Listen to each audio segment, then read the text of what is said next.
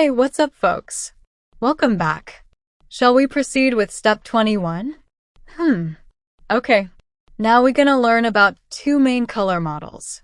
One is the additive RGB, which stands for red, green, blue. And this RGB model is used in electronic devices like in our project.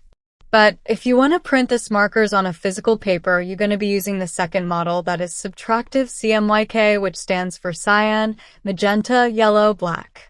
For this project, we're going to be using RGB function, which typically begins as black.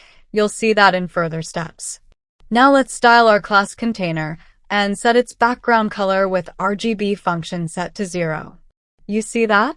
Our whole container is filled with black color. Now let's play with RGB function colors and check how it turns out. Step 22. A function is a piece of code that takes an input and performs action according to the given input. In RGB, you always gotta follow the sequence.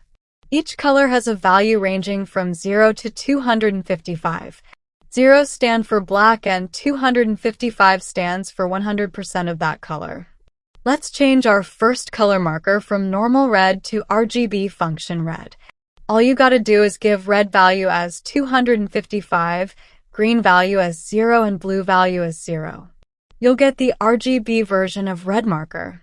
I know it's still a lifeless tape, but yeah, keep your hopes up and keep calling it marker.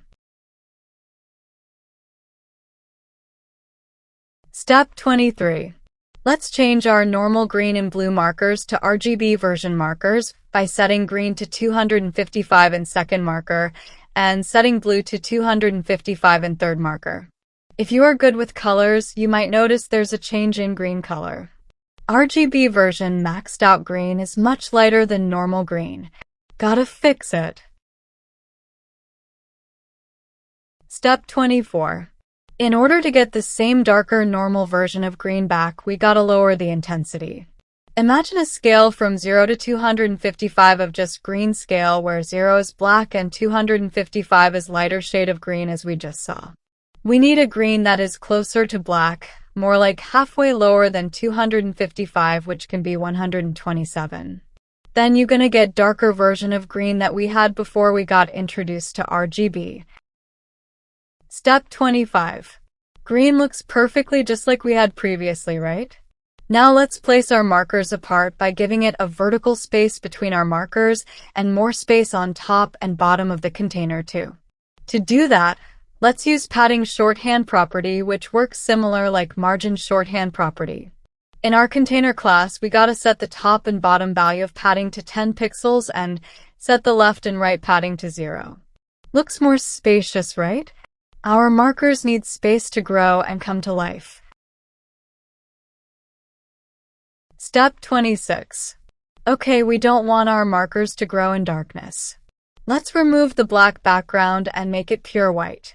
If you use common sense, that if all value 0 makes it black, then all value 255, which is highest intensity, gonna make it pure white. Boom, big brain time, y'all. Before we combine our primary colors of our container, let's set our green marker back to lighter green color by setting its green value to 255 again. Step 27. Well, all three color markers are at its primary RGB color state. I don't know why we had to mess with our color markers, but anyhow, let's max out all three value of RGB to 255 of our container's background color property to make it pure white again. Step 28. As you know, the marker colors that you see on the screen right now are pure primary RGB colors. If you start messing and mixing with these primary colors, it's gonna show its secondary colors. You might have noticed that when we turned pure green primary color to darker green secondary color before.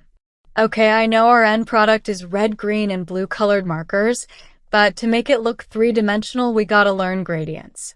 So let's learn secondary color yellow, which is a result of maxed out pure red and pure green. Step 29. Let's turn our second marker to cyan color, and that comes as a result of mixing pure green and pure blue. Step 29. And let's turn our third marker to magenta color, and that comes as a result of mixing pure blue and pure red. Alright folks, hope you enjoyed and had some colorful experience. Don't forget to like, share, comment on this video, and subscribe to my channel and hit that bell icon so you don't miss out on updates. Stay tuned for further steps and chapters. I'll catch you smarties in the next one.